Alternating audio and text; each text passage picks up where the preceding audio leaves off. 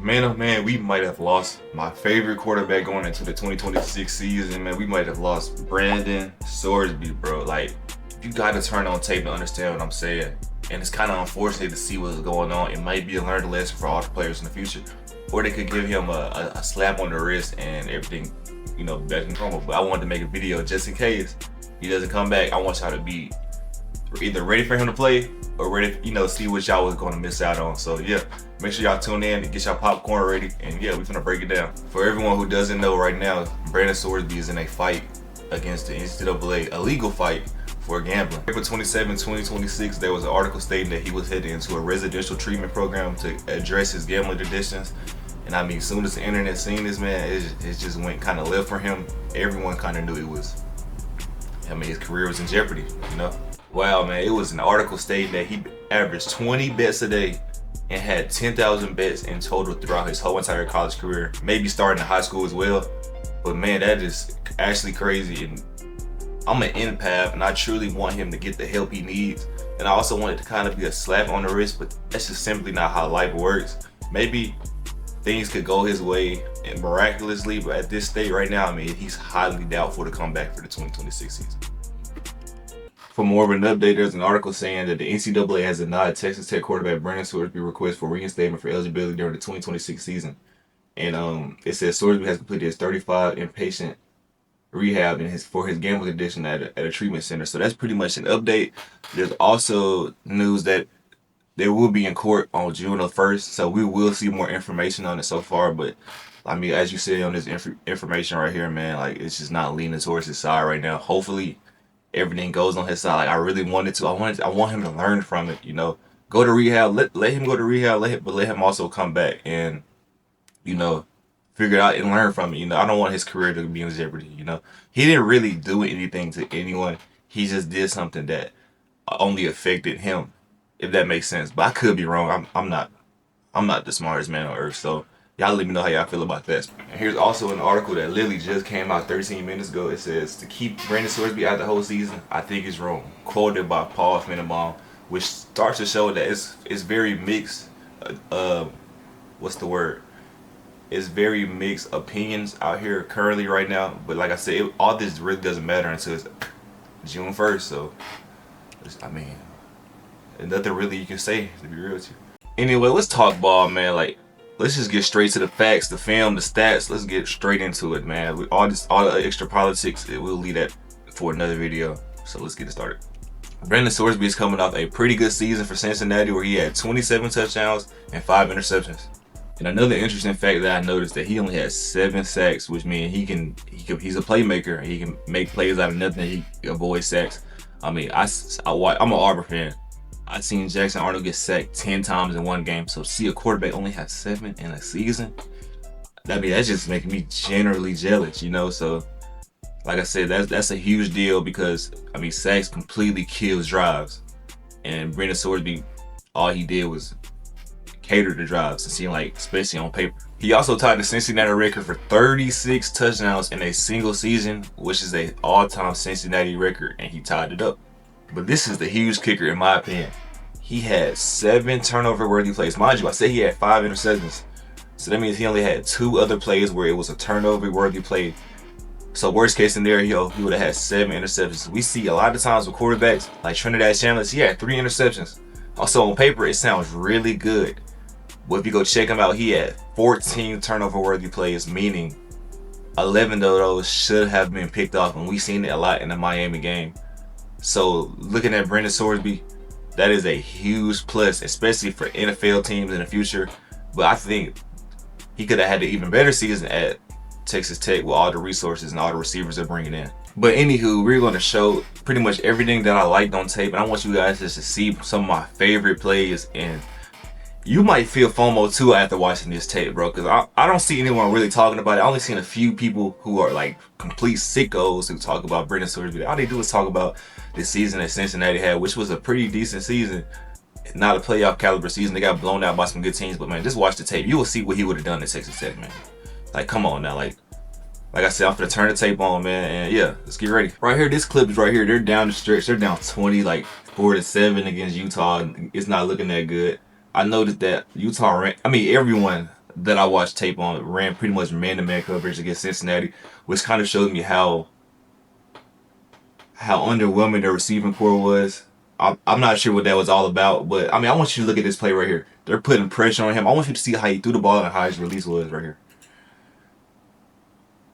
So he's simply just trying to make a play right here. It's a nice little play action. Boom! It's a guy coming at him full speed, and he's obviously he's composed. You see, he feels it. But look how he throws the ball. Throws the ball like it's a baseball, and it falls right in his mitts, and he dropped the ball. So that kind of just, I mean, in a nutshell, that shows Cincinnati's receiving core right there, and it shows who he's working with, and that's why a lot of people are so high on him, because he was working with, you know, not crazy talent. He had a few guys from Cincinnati that probably got drafted or signed, but I like looking on tape, I didn't really see anyone who stood out. As in, if I watched someone like Sam Levitt with someone like Jordan Tyson or something like that, or like McAllister on Texas Tech. I mean Texas Christian. And so yeah, that's a perfect clip right there. I mean, he threw that like it was a baseball under pressure. It looks so effortless. His release is so good, man. Like, I could watch this all day, man. And this clip right here just shows me how comfortable he is throwing the ball. He makes it look so effortless. I don't really see college football quarterbacks throwing the ball like this, man. Like, I get an Aaron Rodgers vibe from this, man. Like, I just want you to just check the clip out for you to see how he threw the ball, and look at the ball placement up. And I want you to see the effort in how he throws the ball. He is so arrogant. Like, it's like an FU type of pass every time he throws the ball. Right now, it's no pressure on him. He just throws the ball 1 foot, boom, right into the bread basket, man. Like, no effort, man. Like, this just brings more and more FOMO every clip I watch, man. So in this play right here, Oklahoma State, they're essentially coming out in the cover two. It's kind of hard to see. Basically, it's basically another safety on the left side that's coming out, playing another half, and then number 8's playing also another half. So that kind of leaves the middle open. I don't think they're playing Tampa 2, because I don't think the linebacker gets enough depth. I want you to see how, bro, just see how arrogant he is. Just see how he throws the ball through this window. It was essentially a good read because it was up the middle. One of the weak parts to cover too. But just check this out, man. Like, and I don't see any like budge in him. I don't see any timidity, if that's a good word to put it. Look how he throws the ball. It's essentially no pressure, really. I mean, I don't even know who you think he's gonna throw the ball to. But look at exactly he throws the ball right in the bread basket. Great catch too. But man, that was just the most beautiful ball ever. It's an arrogant pass. It's kind of hard to get away with that in the NFL. But man, look at that. Just anticipated over his head. Right into the receiver hands, man. Like, come on now. Like, do y'all not have FOMO? Do y'all not feel me right now? Here's another play that I also love. I mean, just same old. Put the ball in the bread basket, but the receiver just doesn't come down with it. So they're going against Arizona. They're running motion to see if they're playing man. They are. You see how he just put his hands towards him. So they're running man. So he got his eyes on him. But anyway, that's not the important part. But this receiver actually gets some separation. Like, look, I mean, he goes inside, he's biting outside. Like, he's completely out of the play. Brandon Sorsby recognizes it, and he posts to make the throw, and he makes the throw literally perfect. But he just is incomplete. So that's I mean, Cincinnati in a nutshell, you know. So I don't see guys like Malcolm Simmons and Micah Hudson, you know, making drops like that. At least that I know of. Micah Hudson's yet to pretty much show his full potential, but I know that he probably can come up with that in that grab and make a play. So yeah, that's clip number 4 right there.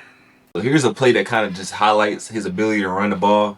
I mean, this clip right here showed me that he's pretty much all around, that he can do almost everything. It's a game against Baylor. Baylor does have one of the weakest front sevens I've seen, one of the weakest run defense I've seen. So a lot of teams completely took advantage of that. For example, Auburn and like Arizona State. But also, I mean, Cincinnati did the same thing this game. Everyone knew how you're gonna win a game against Baylor. So right here it's 27-20. They're in field goal range. They're essentially in it's pretty much about to win the game. But this was pretty much the dagger right here. So if they do a design QB draw, it look like they're probably, the way it's matched up, they're probably playing man. So they run like a little fake right here, basically the same as they play Auburn ran against them game 1. But look at this movie dude. He put his foot on the ground, just walking in the end zone, man. Like a lot of quarterbacks is not doing that for 20 yards and more, like putting their foot on the ground and is just killing the defensive back. Let's look at it again right here. Where you going, 24? Where are you going? You are on your knees right now from a quarterback, bro. All he sees is green right here. Touchdown, dagger. That's pretty much gonna wrap things up. Like I said, if you don't leave this video feeling some type of FOMO, man, I don't know what to tell you, man. But yeah, man, it's like I said, we're gonna keep coming with these videos way more consistently. I want you guys to just like and subscribe. I'm assuming it's gonna be like a little subscribe thing right here. I'm working on my editing. But man, like I said, I appreciate for anyone who come and view this video. I promise you, we're gonna figure this out. We're gonna get good at this. You know, this is something I want to do. I want to be an analyst. So I want you guys to keep tuning in, like and subscribe, and thank you so much for whoever tuned in at this early stage of huge development. So yeah, I hope you guys like the video, and peace.